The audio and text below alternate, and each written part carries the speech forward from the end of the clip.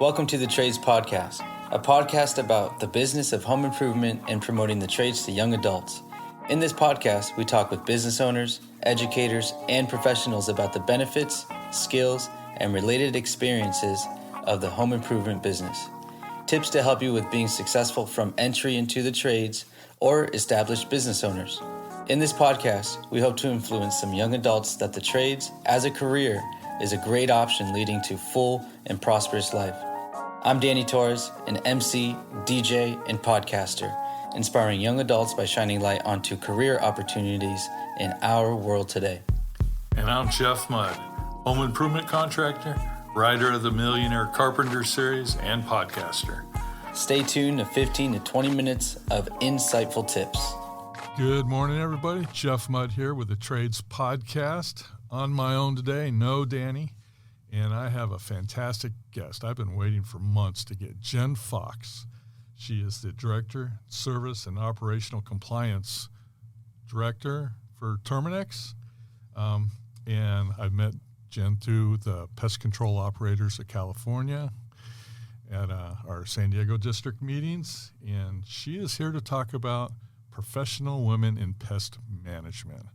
Jen, welcome. Thanks for coming on the Trades Podcast show. Yeah, thanks, Jeff, for having me. It's so exciting, and one of the good things about our industry is getting to network, and so networking brought us together, so yay. Absolutely, yes. So I mentioned we've met at the PCOC. That's a monthly meeting. We have an educational speaker every month. We get to talk with other pest control owners, managers, inspectors. Nice variety of people come to the meetings. I've really enjoyed them. And we give it the education part. It's something that I've always valued there because being in the industry, there's so much to learn, so much that you need to know, and you can't learn it all. So any education you can get there really helps. So how did you get into the pest control industry? Well, I think every little girl grows up and wants to get dirty and play with bugs, right? No, not really. Some do. Some do. Yeah. No, that was definitely not my path, or so I thought. I was in school at UC Riverside, so when I tell people, I graduated from UC Riverside, they're like, oh, you're an entomologist. I'm like, no, I walked past the entomology department praying nothing would come out, and I went to the business school. And then when I got done, I was working retail at the time. My company was wonderful, and they said take time off and go do interviews and, find what you want to do. And I was at a job fair up in the Temecula area, and I found a booth that said Terminix. And I was walking through, and I said, all right, well, I'll talk to them. They had a very nice guy out front doing recruiting, and he said, this is a great career. I was like, yeah, but it's bugs. That's gross. Like, who wants to go play with bugs all day and kill bugs? And so I went on a few interviews and really just was fascinated at the opportunity because it seemed like one of those things, no matter what's going on in the world, people don't want bugs in their homes. And we would get to protect homes and businesses. And I said, all right, well, I'm terrified of spiders. I don't want to be around dirty stuff, but I'm going to go learn how to do that and try and get really good at it. And I came on board. I started as a service manager, but I did a lot of time in the field. And so I was on routes. I did a lot of pest control, termite control, attic insulation, wood repairs, you name it. We solved problems at houses. And then just slowly expanded my career through that. So I was a sales manager and then a branch manager, did fumigation compliance, supported regions. And then now I'm the director of this amazing operational compliance team. And so we really go around the country and make sure everybody's properly licensed, following all the rules. If we're going to be in business, we have to do it really well and do it properly. So it's been an incredible, almost 17-year career. Wow. But something I didn't think was coming my way. And you start a career and you go, all right, well, we'll see where this goes. And then 17 years later, it's an amazing industry with wonderful, wonderful people. Absolutely. I've been in and out of it for quite a few years now as a termite inspector and a repair tech and eventually a business owner. And one of the things that's always intrigued me is the education that comes with it. Yeah. So the education that you need to go through. Right. You don't necessarily need a college degree. Right. But it helps. And you're a classic example of that. You're in management, but I've seen so many people that come out of high school or come out of, in their early 20s still wondering what to do. Right. And there's entry-level jobs being a pest tech where you go Sure. to people's houses and kill bugs, or you work on a carpentry crew and you fix houses. Right. So, And that's where, it's such a wonderful trade just because you don't have to have that degree. Mine didn't matter for a few years. And so, yes, it kind of helped get a foot in the door if I wanted to do management. But having that degree did not teach me how to find the problem, identify the problem, find the solution. That was taught to me by fantastic people who grew up in the business. absolutely. And who did their training and went to specialized courses and, learned from each other and went to trainings and did all these things. And that's not something you typically learn from a book. That's just getting in the field and learning from the best people. And so that educational piece, that's an industry piece. And so I love that there's this wonderful career that you can continue to evolve through, but you don't necessarily need a traditional educational path. And so there's something for everybody. So whether you go a trade path, a college path, whatever it is, this industry is very welcoming of everybody. Absolutely. And it's also one, I've watched many people in this industry. They've come in, started out being a repair tech or a pest tech, and they've built themselves a solid base. Right. And then done some college at night, some college, taken a break and done some college, and then step back in as either managers or business owners. Right. And that's what's so wonderful is you have this great job that allows you to be outside during the day and interact with people, and then you do have your evenings if you want to go back and take classes or study, or you have those nights. And if you're a night tech, then you have that during the day, but it's great to have a flexible schedule like that, which is always very conducive to learning new stuff. Absolutely. And one of the things that Jen does is make sure that everybody's compliant. So I don't know about the rest of the country, but here in California, it is one of the most highly regulated industries. For sure. There's a lot of safety. We deal with chemicals. We're in people's houses. If you make a mistake, you can either affect yourself or other people. Right. So how do you feel, Jen, about the California atmosphere of working in this industry in such a highly regulated state? I think it's a challenge sometimes, but I actually appreciate it because there are times where if you don't already have a program set up internally in your own company, the state is going to make sure you're doing things the right way. And I've been very fortunate. PCOC gave permission to let me teach an audit readiness course along with cooperation with my company allowing me to do it. And so we've gone to now, it'll be 7 districts coming up soon and getting to share how to stay compliant. And our regulators have been very kind and approved that I did the course, looked over the content, gave feedback. And so it's this partnership of we do have an incredible responsibility to people, pets, society, environment. We're looking at homes, and we have to be responsible with that. And the state doesn't want to come in and be harsh to anybody, but there's a responsibility to do that right. And so it's important that everyone understands the rules, that rules of the game, basically, to make sure we're all okay at the end of the day. The rules were put there for a reason and That's a right. purpose. So when you come into being, say, a pest tech, you deal with some chemicals that require you to use to kill the bugs. For sure.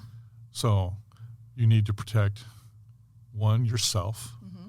So you wear safety equipment, and you have safety regulations that you have to comply with. You're going in somebody's house or the exterior of their house, so you need to make sure you're applying the correct amount of chemicals in the right spot, the right time of year. So it goes on and on. So the regulations, in my opinion, are definitely overwhelming, but they're there for a purpose. And Right. once you have them down, whatever level you're at, whether you're a new person that's just an applicator or you're a business owner trying to protect everybody that works for you and all your customers, they're there for a purpose and they're doing the right thing. That's right. And there are resources out there to help. And if you contact your local ag department, they're more than willing to help and give answers, because at the end of the day, they just want everyone to be safe and compliant and protected. And that's how we keep our industry moving forward in a responsible manner, that we're there for people, continuing to help them in the long run. So if you get that license, that branch 2 or branch 3 license, be proud of that, because not everybody goes out and can take that exam and study and get that and hold that. And that's a good accomplishment, a personal thing that, to our point earlier, there's no degree required, but you're doing your own studying, you're achieving that, and then that's something that's in your name, which is a really cool thing to have. Yeah, the licensing that Jen's talking about is required by the state for different levels, and it does take some study time and some education, but I've seen the most challenged people put in the effort and pass it. Right. Other people have been able to breeze right through it and, pass the test and move on. But I've never seen anybody that's dropped out of the industry because of the testing requirements. Right. Maybe there is some, but I haven't seen any. One of the things I wanted to ask you, Jen, there's the Professional Women in Pest Management, your involvement there. What do you do? What's the organization do? How does it help people? I'm so glad you asked that. I love talking about this organization. It's a wonderful group. It was started because, when this industry evolved, there weren't a lot of women. And I started 17 years ago, and I think there were maybe 2-3 of us total, even at a very large company. But this association started, it's part of National Pest Management Association. That's our national association that supports pest control companies, NPMA for short. And they have PWIPM at a national level. And then I get to be involved with the wonderful ladies across the country. It's great. And then there are state chapters as part of that as well. So I'm part of the California PWIPM. Sylvia Kenmuir, I'm going to shout out her name. She's an amazing chairwoman. And we get together, and it's a way for women to support each other in a traditionally male-dominated industry. But that's evolving. And so it's great because companies are starting to recognize that women bring a lot to the table in this industry. There's a kindness, a compassion, a willingness and ability to connect with customers in a very, I don't want to say like it's I guess like a more intimate level. It's less intimidating when you have a woman show up to your house to do your inspection or talk through an issue. And not that the guys don't do a great job, it's just a little bit different forum and a little bit different feel. And so whether it's management, whether it's being a field inspector, a field technician, women got a lot of skills that they're bringing to the table, which is great to see. Absolutely. Women brings home the home touch so they can relate to their clients a lot better. And the customer service I've seen actually is top notch. I've known a few technicians in different companies, and they're all very successful and sought after by other companies. Yeah, that's great. And I've been so fortunate to have some really strong female mentors. I hope she's enjoying every second of it, but Sherry O'Toole just retired recently, and she was a cornerstone for us coming up through the industry. Just wonderful. And so to have some of those really strong women to start out with and then learn from them and then pass that on, and hopefully we'll grow our ranks and numbers exponentially the next few years. Absolutely. And you guys have a Facebook group too, right? Yes. Yep. So one of the things I've noticed with one of my coworkers, she uses the Facebook group to get quick answers to solve problems. And I thought that was really cool. I didn't even know about it. She told me about it. Oh, that's great. I love hearing that. And it's a great no judgment zone too. And in that group, it's so wonderful because you stop being competitors and you more band together and say, we're all in this together. We're all figuring our way through it. And so you get some people that have been in the industry 30 plus years, and then you have some people that have been there 6 months. And why would we not share that experience and make somebody else's journey easier? And so hopefully the more women that come in, they don't have the barriers or the hurdles we did. And so we just keep making it an easier entrance for other women to come join us. Absolutely. So my involvement with the PCOC, especially during this COVID time, they really banded together as an industry to make sure that we were named an essential or whatever they call it, so that we could keep working. Right. You have to have, essential things done, whether everybody's homesick or not. Right. Yeah, so that was huge. I mean, being an essential provider, that was because nobody knew what was going to happen, right? It was such a scary time. I didn't know if my groceries were going to kill me. I didn't know if we could leave our house. We didn't know what we were going to do. And we sat home, and there was that first day of, are we going to be able to work? Yeah. And so to be named an essential service was just incredible. And PCOC did a ton of work to make sure that happened. And so they went and talked to regulators and lawmakers and really pushed to get that put through. And thank God we were deemed essential, because imagine people's homes getting overrun with insects and pests and rodents and everything else, and you can't leave your house because everyone's home. And you're stuck at home. That's right. To deal with it. That's right. You know, so, and probably if that would have happened, I'm just kind of hypothesizing, you know, how many chemicals would have been applied.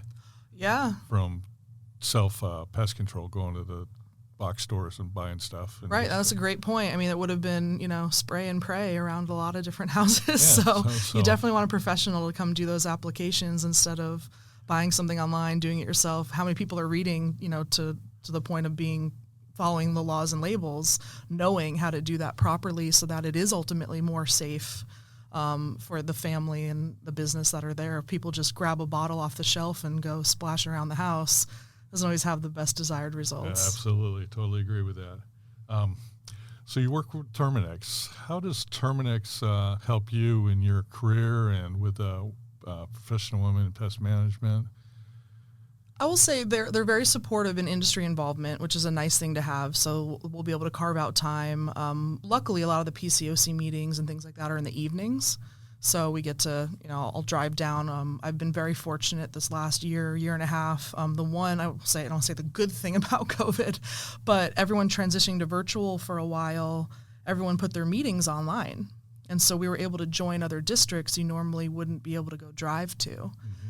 And I got to tell you, I liked the people so much in so many of the districts that now I go to probably 3-4 meetings a month just to be able to stay connected to all these folks. So San Diego, I love San Diego. That's my home chapter. I'm doing a vice chair this year, and love that group. I did most of my career in the San Diego area. But then I'll also get to go see Orange County and Riverside, and I was just in San Gabriel Tuesday, and every meeting you walk into is just such a phenomenal group.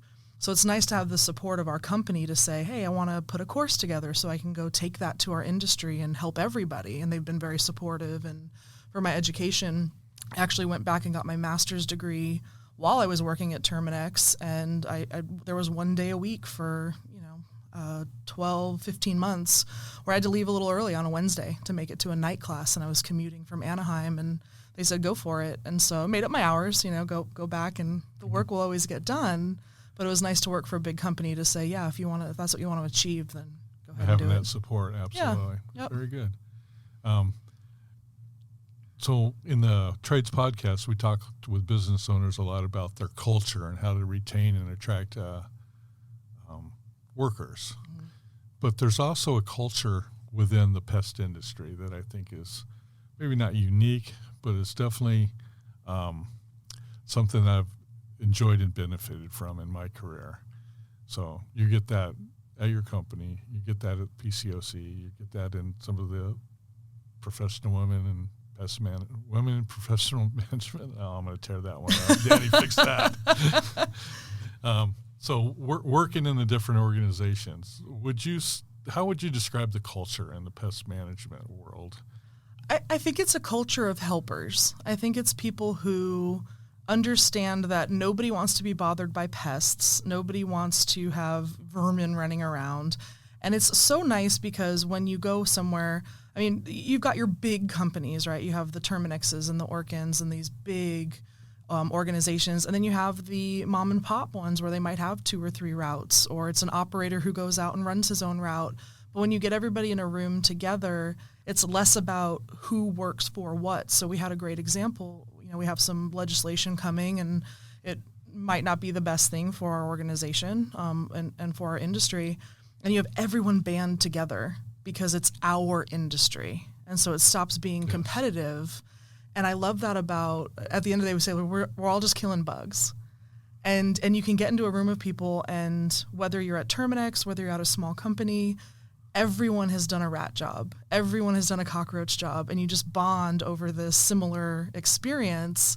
And then you realize we're all just out there trying to do good for people and protect their homes and protect the environment and protect these businesses. And I'm so happy it was deemed essential. We were always essential, but we needed a pandemic to label it as such. Correct. So it's a shame, but good, because now people realize, like, if all the exterminators go away, it's going to be a messy, ugly world. Absolutely. And so no matter what goes on with the environment, what goes on with the, with just society in general, with finances, with anything, the pests will eventually dominate if we don't do something about it. And so I think the industry culture is, at the end of the day, we're all here to help. And so not only will we help our customers and our clients, we'll really help each other. And so if I have a question, I can call somebody at our association or somebody in our chapter or somebody at the national level, and everyone's willing to help. And I think that's a rare thing in today's day and age.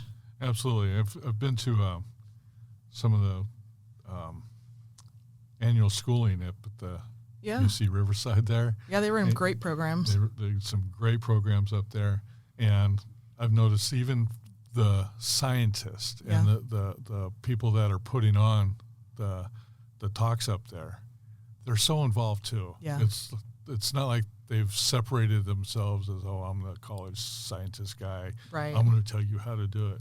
No, they rely on us for hands-on information, applications, right. How things work, so they can bring it back and, make their job better, which helps make our job better. It's a really nice culture that goes around. It's one of the things I've really valued in the education part. Oh, agreed. Yeah, well, that's where when you said we get some great educational programs, we get some of the scientists and the doctors from UC Riverside come down and they get some grants and they're doing amazing research. And it really comes down to how can we do the best treatments for folks with the least amount of environmental and toxic impact, basically. So I think people think, pest control, you're just out there spraying chemicals all over the world and poisoning everything. I'm like, that's not the case. We try and have the least amount of impact possible, but still get results.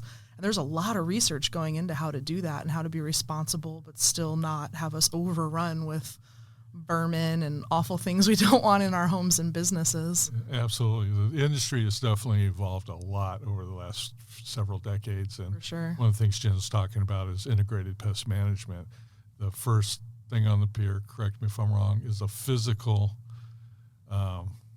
what physically needs to be done to change the pest situation. Right. Second thing, you inspect first. But yeah. So chemicals is like down on the list. Yeah. So. Yep.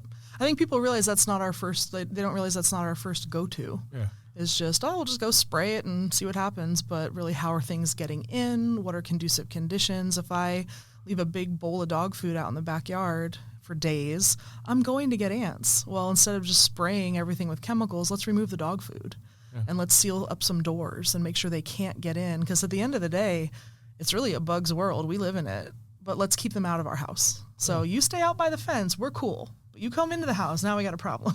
That's it. And as we intrude more and more with housing developments into their world, it's going to continue to happen. This industry is not going away. That's right. So, and one of the things that I wanted your opinion on, Jen, is somebody gets into the pest control industry at different levels, whether it's general pest or termite world or commercial or residential. You can take yourself to a certain level that's not that hard, do your 2 to 4 years, and you can get licensed to start your own business. Right. It's one of the few industries that it's very simple to create a very small, low-cost startup business and have a career for the rest of your life and control over your life. And you'll see that some of our the other companies out there, when you ask them, it's like, how did you get into the business? I'm third generation. Yeah. And my grandpa taught my dad, who taught me. And it's so cool now that so we get into third and fourth generations, it's not just the son and the grandson, it's now the son, the granddaughter. And so going back to, we have women taking over family businesses, and that's so cool to see. But you're right, and some of these have been in families for a long time. Some people opt to go off and do their own thing and get, the next level of licensing, so you can kind of build on your licensing path. But it is, there's so many levels you can be successful at. And you can pick, to your point, whether it's pest and termite and fumigation or just pest and termite or just all of the above. There's so many paths to go. You can do wildlife, you can do birds, you can do rodents. You can really specialize. So if you have something that you go, man, I love doing rodent work, you can have a rodent proofing company. You can go different tracks that are the most interesting to you. You don't have to just stick to one textbook thing. And you can do as little or as much of it as you want. You can be a pro in one thing. You can be, have a gamut of all kinds of things you offer. It's really it's a choice you get to make, and it's a really cool choice to have. The industry is definitely set up that it offers lots of choices For sure. for you once you get into it. Yeah. And the education there's lots of resources out there to get it done. It's an industry that's done well for a lot of people. Yeah. A lot of people at different levels. The PCOC, Jen, we've met there. You spend a lot of time there, involvement. The culture there is great. Is that a national organization that, I know it's all through California, but I'm kind of just asking for general thing because the Trades Podcast does have a national audience. Yeah. The PCOC is not. It is Pest Control Operators of California, but every state typically does have their own state association.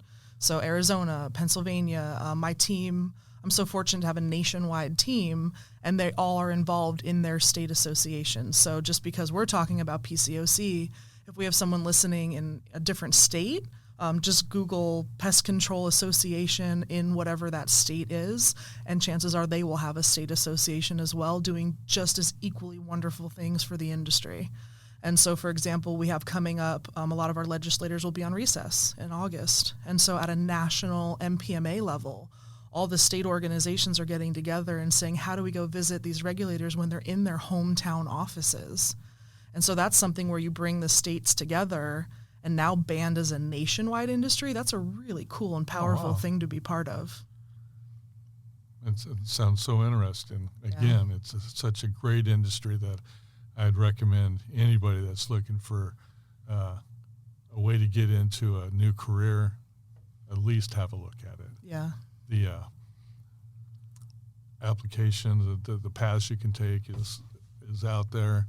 Whether you're male or female, there's tons of support out there. On the Terminix side, Jen, you've been there. I've worked there for a little while. They have a lot of great training programs. What's it like for somebody new that's going to come into the industry and start off, say, at Terminix? Sure. Yeah. I mean, that's.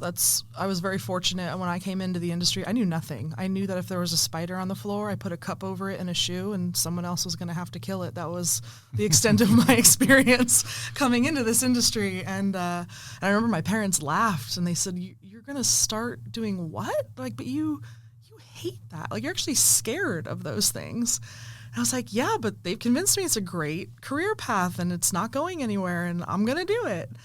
And thank God we had the training programs we did, because yes, it's some classroom hours.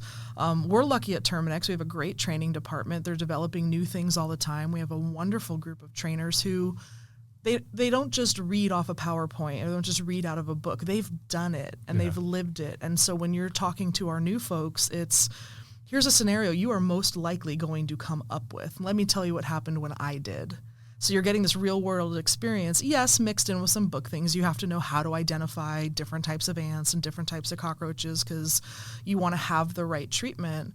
But we're just very fortunate. I was actually talking to our director of training this morning, making sure we're all aligned on things. And so great partnership there. But most companies will have some type of training, whether it's formalized classroom training, whether it's the owner's going to ride with you and make sure you understand your job.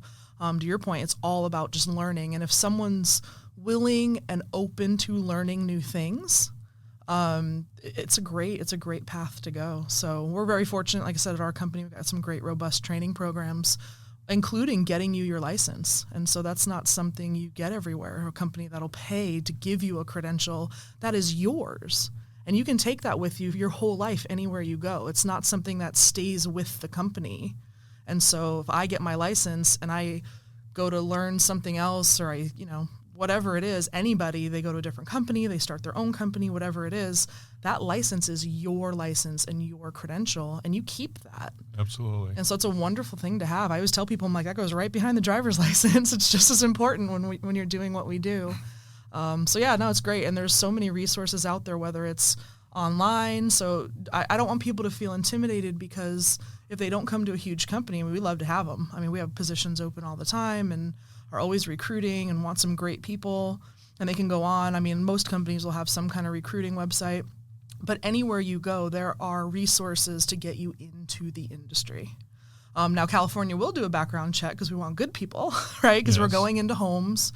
How many trades really spend regular time in someone's home? That's a very intimate thing. And so we have a lot of trades that do repairs, but it's a one-time thing. We're coming back on a regular service, and that's pretty much any company. So you want to have that trust, knowing you're putting in somebody good into that environment that are going to meet your kids and meet your dog and meet your family and, know where those spots are in the backyard. You spend your time when you're not at work. So we do have that background check, thank God, because we want to make sure it's all good people coming at any company. Absolutely. It's a part of the licensing process that you have to go through. But so what Jen just talked about is what I've been talking about in the Trades podcast here. If you're going to make a choice coming out of high school, what am I going to do? Am I going to go to college and go into debt, or am I going to go get a job at a pest control company and they're going to train me and pay me, right? And I can pick multiple paths as I progress through that and never incur any debt for college. You can have a full career without the college debt, and you can progress to the point whether you're 4 years into it or 15 years into it. And, if you found a particular path, new career that you want, you can always go back to college. You can do it part-time, and you can do it a lot more successfully. I think I'm starting to find stats out there that we learn better after 25 in college than at 19. And a lot of companies, too, look out there. A lot of companies we offer tuition reimbursement. So you get into a company and you're performing well and you want to take night classes, look for a company that will help you pay to go to college. Absolutely. That's great to hear. Yeah. So, John, it's been fantastic having you down here on the Trades Podcast. Appreciate it very much. We are at the BBB Ignite Studios here in San Diego. Big shout out to them. They're great for giving us the room to do the recording, and we're always grateful. And I'm so grateful that you came in. Awesome. Jen. Thanks for having me, Jeff. This is a blast. Thank you so much. Okay.